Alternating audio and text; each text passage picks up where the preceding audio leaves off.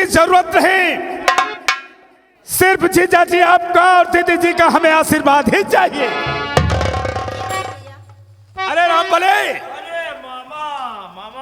अरे संभालो इसे भाई, ले जाओ हमारी भांजे को, इसे पहुंचा दो, उसके खाने पीने का सामान है। और मामा अपाई बच्ची को कुछ लाए हो? अरे इसमें सब लोगों का है। हम का मामा? अरे तुम्हारा भी है, ले जाओ इसे और अंदर रख दो। मामा चश्मा उतार जो होकर ले जाए, साल भबरियान चेहरा लागत है। रामबली, हाँ मामा। क्यों? अरे चेहरा चश्मा लगा कुछ जान पास सुहान सुहान हंस लागत है। रामबली, हाँ मामा। बस हमें जीजा जी से बात करने दो।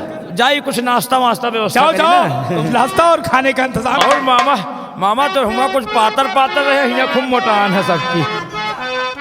अरे जाओ भाई जाओ, रामबली जाओ, अंदर जाओ। अब जा रहे सामान खोलो मामा, का लावा सामान है, खाए पिए वाली हो देखा जरूर।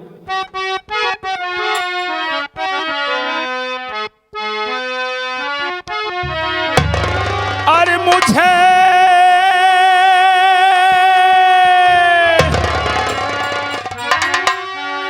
मुझे किस लिए जी बुलाया गया है,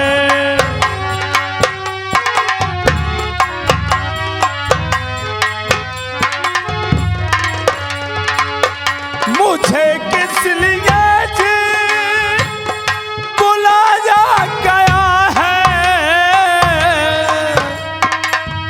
दरबार क्यों जी सजाया गया है।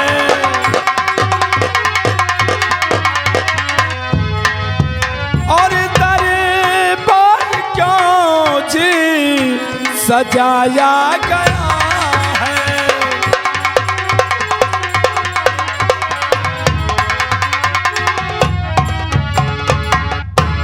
बोलिए जीजा जी, क्या बात है? आज असम का ये राजमहल दुल्हन की तरह सजाया गया है, क्या बात है? यानी बुलाने का कारण जानना चाहते हो?